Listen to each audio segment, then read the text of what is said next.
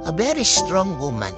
At meron pong kasabihan, the strongest wings are those who fly alone. And then po, mga pinakamalakas na pakpak, mga pinakamatayot lumipad ay yung mga mag-isa. When you are alone, God knows that you can do it. Bakit pinapabayaan ka ng Diyos sa mag-isa? Kasi alam niya kaya mo. Kasi alam niya malakas ka. Kasi alam niya ikaw lang sa iyong kakayahan magtatagumpay. Huwag kang mag-alala. Kahit na nahihirapan ka, nasasaktan ka, napapagod ka sa buhay, kung mag-isa ka, isang mabuting balita, hindi ka papabayaan na mag-isa ng Diyos kung hindi naniniwala ang Diyos sa iyong kayahan. Remember this, our pains teach us to be stronger. Our tears teach us to be braver.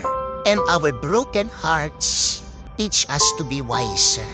Kung mag-isa ka, dumadaan sa mga pagsubok at problemang ito, ikaw ay tinutulungan lang ng Diyos maging mas malakas, maging mas matatag, at maging mas matali. Trust in your ability. Trust in yourself. Magtiwala pa sa sarili mo dahil nagtitiwala ang Diyos. Kung tatanawin ang pupuntahan, parang malayo ka pa. Kung lilingunin ang pinanggalingan, malayo ka na.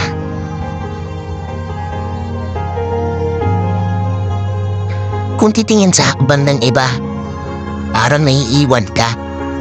Pero kung sarili ang bibigyang pansin, aba, umuusad ka. Maaaring pagtagpuin tayo sa ilang bahagi ng paglalakbay. Pero ang totoo, kahit kailan, hindi naman talaga tayo magsasabay-sabay. Magkaiba ang panahon, magkaiba ang daan, magkaiba ang oras, magkaiba ang bilis. Minsan, nakadepende kung saan nakabaling ang paningin. Pero isa lang ang sigurado, kahit mabagal, kahit pahinto-hinto, kahit nakakapagod, kahit nakakahapo, sa huli, makakarating.